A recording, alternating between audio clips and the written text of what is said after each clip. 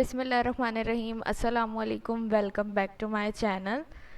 तो जनाब, बहुत ज़्यादा एक चीज़ का इंतज़ार था कि एग्ज़ाम की कोई अपडेट आ जाए। जैसा कि मैंने आप लोगों से कहा था कि बिल्कुल एग्ज़ाम से पहले अपडेट्स आ जाएंगी कि एग्ज़ाम किस तरीके का होने वाला है। आप लोगों को परेशान होने की ज़रूरत नहीं है।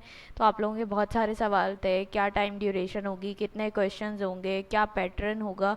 तो इन सब चीज़ों के सवालों के जवाब ऑफिशियली मिल चुके हैं, जो कि सर दानियाल नगूरी ने खुद दिए हैं अपनी वीडियो में। तो सबसे पहले बात कर लेते हैं भाई कि जो है आपका एग्ज़ाम का पेपर पैटर्न क्या होगा। सही है, यानी किस किस्म का एग्ज़ाम होने वाला है उन्होंने ये भी बता दिया। एमसीक्यूज़ बेस्ड होगा या सिर्फ क्वेश्चंस आएंगे, कोडिंग बेस्ड होगा या थ्योरी आएगी। तो मैं आपको बताती चलूँ, उन्होंने अपनी वीडियो में ये बताया है कि आपका पेपर एमसीक्यूज़ बेस्ड होगा। ठीक है, 20 से 25 क्वेश्चंस आएंगे थ्योरी के। थ्योरी जिस तरीके के हम क्विज अभी तक करते आ रहे हैं। ठीक है, मैंने आप लोगों से पहले ही कहा था ये चीज़ बहुत इंपॉर्टेंट है। जो आप स्टेप्स भी कवर कर रहे थे, आप लोगों को पता होना चाहिए क्या चीज़ किस लिए यूज़ हो रही है, क्यों यूज़ हो रही है, किस चीज़ का क्या काम है, क्या फ़ायदा है।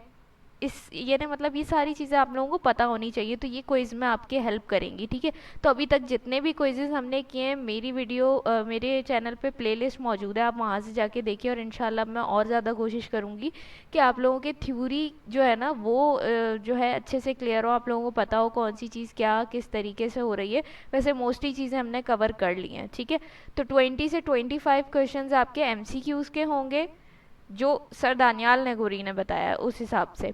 और वो आपके होंगे थ्योरी के क्वेश्चंस। ठीक है, जो आपके एमसीक्यूज होंगे। उसके अलावा उन्होंने कहा है 2 से 3 सवाल आपके आएंगे कोडिंग के। ठीक है, वो कोडिंग बेस्ड होंगे ना, आपको कोडिंग करनी होगी उसमें। 2 से 3 वो दिए जाएंगे। अब ये चीज़ सुन के, एमसीक्यूज का सुन के आप लोग खुश हो जाएंगे। अब ये कोडिंग का नाम सुन के आप लोगों ने घबरा जाना है कि 2 से 3 सवाल कोडिंग के होंगे, हमें कोडिंग करनी होगी, तो क्या दे देंगे, प्रोजेक्ट्स तो नहीं दे देंगे। तो बिल्कुल रिलैक्स रहें, इसका जवाब भी आपको अभी मिल जाएगा जब हम बात करेंगे टाइम ड्यूरेशन की। आपकी टोटल टाइम ड्यूरेशन होगी 45 मिनट्स। ठीक है, 45 मिनट्स के अंदर ही आपको एमसीक्यूज भी करने हैं, जो कि 20 से 25 होंगे। ठीक है, और उसके अलावा आपको कोडिंग भी करनी होगी। तो अब आप उस चीज़ से आइडिया लगा लेंगे, कोडिंग में कोई आपको पूरे पूरे बहुत ज़्यादा बड़े प्रोजेक्ट्स नहीं देंगे, लेकिन हाँ थोड़ी बहुत कोडिंग वो दे सकते हैं। जिस तरीके से हमने 45 असाइनमेंट्स किए थे, उसमें जिस टाइप के क्वेश्चन से हो सकता है वो उस टाइप के सवालात आपको दे दें, या हो सकता है 100 डेज ऑफ कोडिंग चैलेंज में जिस टाइप के क्वेश्चन से इस तरह के कोई 2-3 सवाल आपको दिए जाएँ कि आप उसकी कोडिंग करें। ठीक है, तो इसलिए कोडिंग भी बहुत ज़्यादा ज़रूरी है, आप लोगों ने प्रैक्टिस करनी है, अभी भी टाइम है आप लोगों के पास। अच्छे से प्रैक्टिस कीजिए, बिल्कुल भी टेंशन लेने की ज़रूरत नहीं है। अब तो सारी चीज़ें क्लियर हो चुकी हैं कि किस तरीके से आपका एग्ज़ाम होने वाला है। तो टाइम ड्यूरेशन 45 मिनट्स की है। तो कोडिंग में भी कोई आपको पूरे पूरे प्रोजेक्ट्स नहीं दिए जाएंगे, जिस तरीके से हमने नोट जेएस प्रोजेक्ट्स किए थे रमज़ान में, वैसे नहीं होंगे।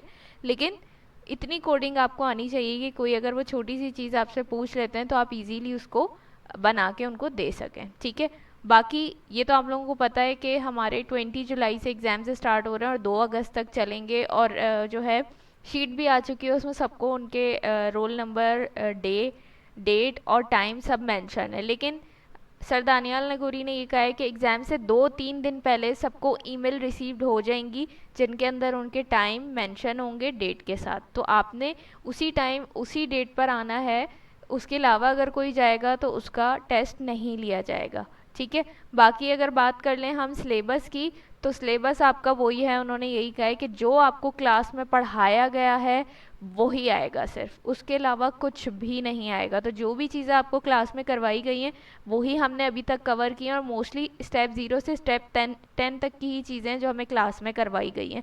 तो आपने अच्छे से स्टेप 0 से स्टेप 10 तक की प्रैक्टिस करनी है, थ्योरी में भी और इसके अलावा कोडिंग में भी। यानी फंक्शन से, जैसे हमारे पास, तो फंक्शंस को हर तरीके से आपने घोल के पी लेना है कि फंक्शन को किस किस तरीके से आप बना सकते हैं। एरो फंक्शन है, नेम्ड फंक्शन है, एनोनिमस फंक्शन है, उनका सिंटेक्स समझ लें।